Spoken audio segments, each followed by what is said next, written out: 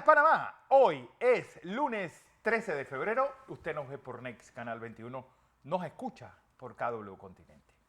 Bueno, un fin de semana donde la noticia, la crónica roja, fue la que impuso la agenda. Eso ocurrido el viernes en La Joya, donde asesinan a un oficial de policía, un subteniente, bueno, recién salido de la academia, un joven de 20 y pocos años, pues, y hieren a otro, compañero de promoción, por cierto. Bueno, esto no se hizo esperar. Lo que está pasando en esta inseguridad y en esta guerra de las bandas, pues termina también con varios asesinados fuera de las cárceles. Incluso ayer, el sábado, perdón, un oficial que fue a detener un parking, pues fue herido en el área de Santana. ¿Qué está pasando? La requisa en la cárcel se encontraron fusiles de asalto. ¿Cómo entran estas armas a las cárceles?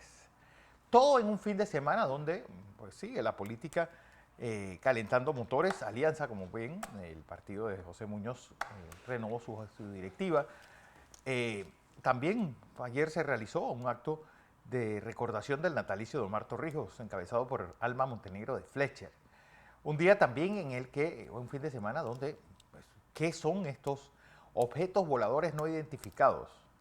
Dice el Pentágono que no descarta que sean naves extraterrestres, sobre todo el derribado en Alaska. Bueno, vamos a ver en qué termina todo esto en indignación. Ayer el propio presidente Biden pues, pide la liberación de este arzobispo nicaragüense, aún detenido, el arzobispo de Matagalpa. Un fin de semana deportivo, donde el Real Madrid se corona como campeón de campeones en el Mundial de Clubes, y los Kansas City Chiefs, que son los nuevos campeones de la NFL, es un evento donde el evento, el espectáculo del medio tiempo estuvo a cargo de la barbadiense Rihanna, quien anunció que está embarazada. Don José. Buenos días, Fernando. Buenos días. Buenos días a toda nuestra audiencia que nos sigue en KW Continente Radio, en Canal 21 Next TV. Hoy, 13 de febrero del 2023. Hoy cumpliría año Omar Torrijos, 94 años.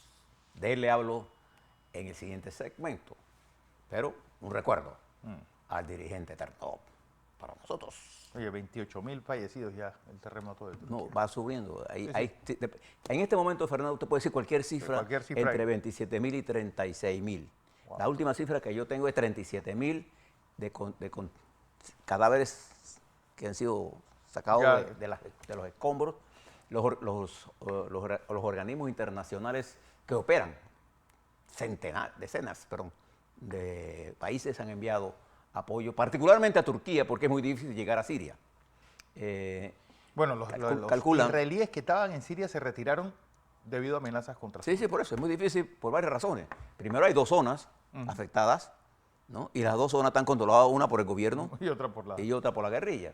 La que sí está hecha un desastre es Alepo, sí, que sufrió ya la barbarie del carnicero, ¿no? Que hoy está desde Rusia atacando a Ucrania. Bien, las cifras son aterradoras. Usted puede encontrar un margen bien alto, pero las cifras oficiales de muertos se calculan en 37.000, pero los expertos dicen que podrían duplicarse con su concentración en Turquía, y otra parte, unas 30%, estaría en Siria, particularmente en las áreas de Alepo, donde la destrucción es total. Pero recuerde que como esa fue bombardeada, mucha gente de esa ciudad salieron. Y el gobierno de Erdogan ha pedido la detención de los contratistas que construyeron eso. Pero recuerde que él mismo autorizó una moratoria de las normas de seguridad. Esto está golpeando duramente al gobierno de Erdogan. Y la otra noticia internacional que va por, les dije, va por lo largo, es este asunto de los globos. Ahora hay una comunicación de la República Popular China que dice que los Estados Unidos habría entrado al territorio chino con globos más de 10 veces. pero nunca lo reportaron. Entonces ahora estamos en una acción de que es cierto, en alguna medida, es cierto de que estos globos están haciendo espionaje. Espionaje. Así sea meteorológico, pero lo que están haciendo es espionaje. ¿Okay? Entonces esto ha hecho que las relaciones entre los Estados Unidos y China se vuelvan más tensas. Y más tensas no solamente entre ellos dos, sino en los aliados de ambos. O sea, los aliados norteamericanos, los Estados Unidos le está pidiendo 0 acciones con China y China le está pidiendo a esos aliados 0 acciones con los Estados Unidos. Entonces aquí es el punto que tenemos que todos mirar. ¿Hacia dónde ir? Bueno, usted tiene que ir en función de los intereses de la nación suya. Punto. Mire, la actuación, por ejemplo, del señor presidente de Brasil, Lula da Silva, que se entrevistó este viernes con el presidente Biden. Los informes de prensa que nos llegan indican que el presidente le habría convencido, tome la palabra como yo se lo estoy diciendo, lo habría convencido de que tenga mucho manejo, mejor manejo con respecto a lo que está en Rusia. Entonces, el presidente Lula dijo que él condena la invasión, pero que no apoya la intervención de Brasil ni de países más en Rusia, y que lo que propone el señor presidente de Brasil, Lula da Silva, es la creación de un grupo internacional para negociar una salida a Ucrania, que bajo todas circunstancias debería pasar por el respeto a la integridad territorial de Ucrania. Hoy faltan pocos días, faltan 11 días para que se llegue al año de esa nefasta intervención en el área. Pero yo le quería hablar con un poco más de detalle, después verlo con unos puntos internacionales de otras áreas de América Latina. Y no hay ninguna otra forma que no comience por lo que está pasando en Nicaragua. Fernando, lo que está pasando en Nicaragua es el extremo de la barbarie de un dictador suelo, porque eso es lo que es, un dictador suelo, y su mujer, la señora Rosario Murillo, que ese régimen combinado de Ortega Murillo ha logrado exacerbar al mundo. Observen para que ustedes vean que los 222 personas que deportaron ilegalmente y que le quitaron la nacionalidad, es una doble condena. Además, ambas figuras son figuras inconstitucionales e ilegales y violatorios de los derechos humanos. Y surge en todo esto lo que Dora María Tellez, desde Washington, allá cerca del aeropuerto, usted sabe, Dulles, queda en Virginia. Es muy fácil usar el puente, ya usted está en Virginia.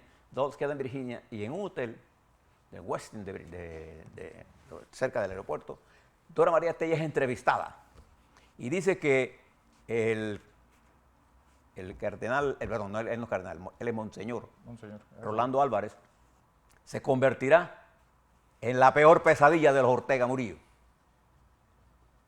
Porque ella narra, Fernando, con un nivel de escalofrío, cómo ella fue tratada y cómo son tratados los presos en La Picota.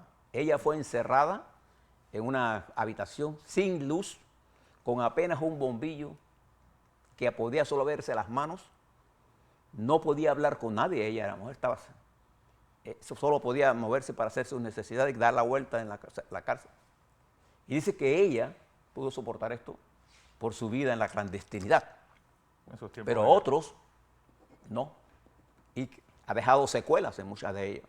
Y ella se consideraba una muerta en vida. En vida. Dramático. Habla del general asesinado en la dictadura, que murió en la cárcel. Y dice con fuerza lo que significa Ortega para Nicaragua. Y el régimen sigue siendo de la suya. Condena al monseñor a 26 años de cárcel por el delito de violar, según ellos, normas que lo catalogan como traidor a la patria. Y dice que para él, traidor a la patria, todo es aquel que piense diferente a él. Claro. Y a la señora Rosario. y condena a otros curas, a 10 años de prisión. O sea, la guerra mortal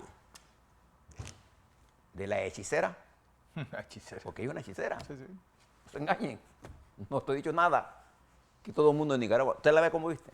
Ella es una hechicera contra la Iglesia Católica. Ella tiene su propia Concepción pogrón, religiosa. ¿no? Su propia concepción de la persecución, y su mente la lleva a esto, a estas barbaries que se están cometiendo en el hermano. ¿Y por qué lo traigo ahora como primera noticia de desarrollo? Porque esa revolución no le pertenece a Ortega. Es una revolución que le pertenece a América Latina y al mundo. Yo recuerdo que el general Torrijos, nosotros aquí en Panamá, Carlos Andrés Pérez, Costa Rica, Vázquez Manley, Odiver, el presidente de México, el propio presidente Carter, era partidario de una salida, no de una acción militar, de una salida política de los Somoza. Y esa revolución fue concebida para el desarrollo de una socialdemocracia. Pero esa revolución fue entregada al totalitarismo cubano. Y antes de un año, cuando a nosotros nos tocó participar allí, ahí no cantaba nada más que Fidel Castro. Pero siguió siendo una revolución de sueños de la gente. Hoy, esa revolución de hace más de 15 años se comió a su propia gente. Hace casi 50 años. Y ha montado a un dictador peor que Somoza, y que concentra no solamente el poder político, sino el poder económico, Fernando. En su ejército, esa estructura es la que manda y se hace rica. Parecido mucho, ustedes no se vieron una foto de Kim Jong-un, allá de Corea del Norte, paseándose con una hija de 11 años en un desfile militar. ¿Qué hace una niña de 11 años? Él exhibe su poder, así, ese dominio, y los generales cuadrándose frente a la niñita esta. Entonces, esta situación de Nicaragua, en medio de un Bukele, en medio de una presidenta de Honduras, que ahora todos consideran que la línea dura contra los delincuentes le permite pegarle no solamente a los delincuentes, sino a los que son opositores políticos.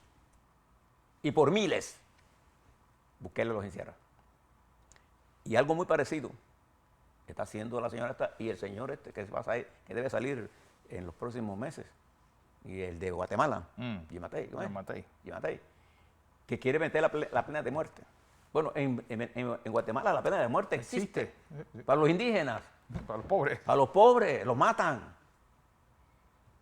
Y Costa Rica se ve enfrentada a un país con un presidente que no tiene raíces y que no tiene control. Entonces, eso es la región. Y si nos pasamos Panamá y vamos hacia el sur, fíjese lo que está pasando. Fíjese lo que está pasando aquí en Colombia. El presidente Petro, en uno de sus abruptos políticos, porque el presidente Petro debe entender que él es el presidente de Colombia. Y como mandatario de Colombia, lo que él diga está condicionado a los tratados internacionales de coexistencia y de respeto a lo que pasa en otro país. Lo que diga un ciudadano colombiano es una cosa diferente, pero lo que diga el presidente de Colombia. Y ayer decía que el ejército peruano, que se despliega por instrucciones civiles, es un ejército nazista. Opa. ¿Qué dice el señor Putin? Nada. Que en Ucrania había el fascismo, el hitlerismo, todo estaba metido allá. O sea, los autores, ve él allá, lo que no ve. Fíjese que él, con justa razón, llama a la necesidad de la paz, pero la paz de Petro es la paz diferente a la como yo la veo. Él ve la paz con los asesinos. No hay paz si no hay justicia, señor presidente. Y una de las cosas que usted debe entender, señor presidente de Colombia, es que hay que respetar a los demás países. Sí. Así como usted quiere que lo respeten, hay que respetar Las instrucciones que reciben las Fuerzas Armadas peruanas vienen de mandos superiores y civiles. Usted puede decir, puede pensar, usted como presidente es otra cosa. Y su ministra de Relaciones Exteriores y usted tienen que tratar con respeto. Si usted cree que hay que hacer algo en Perú, bueno, hay que hacerlo en el marco de la ley. Y la ley le debe decir a usted que hay que buscar consensos internacionales, qué sé yo. Si lo hace cualquier ciudadano, no habría problema porque esa es libertad de expresión, pero usted es el presidente.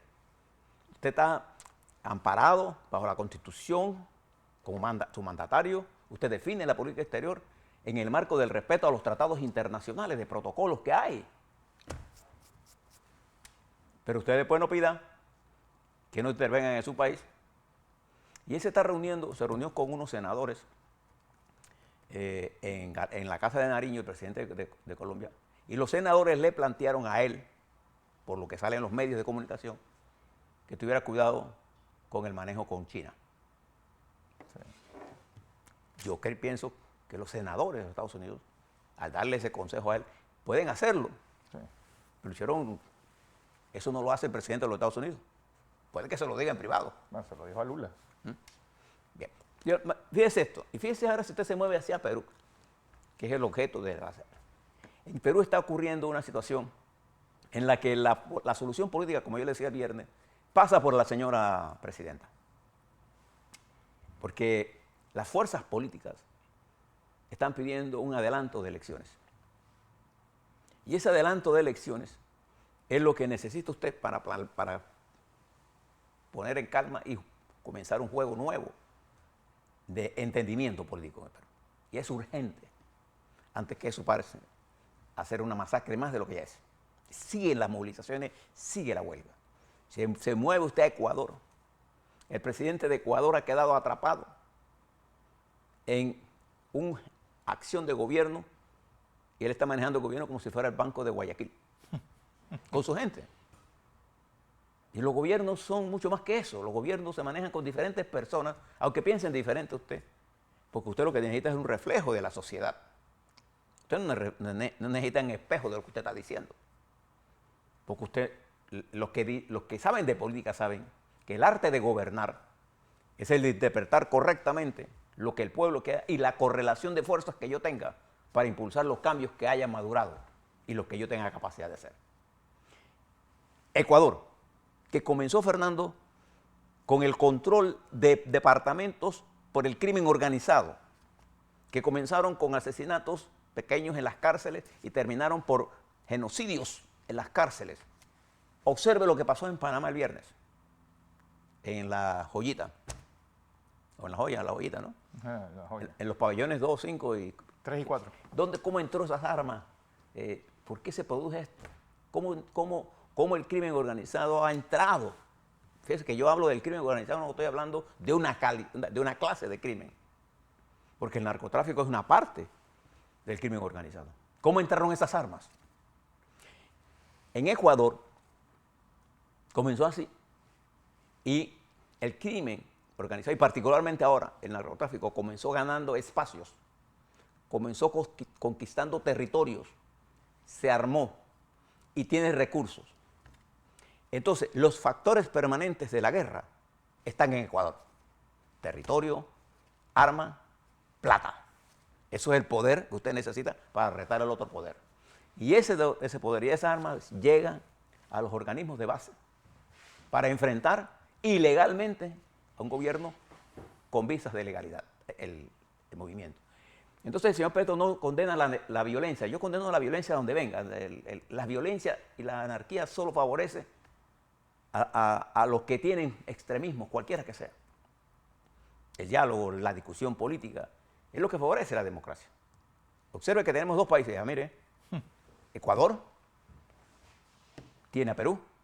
Y mire por dónde van nuestros amigos de Colombia y el enredo que tiene Petro en la economía.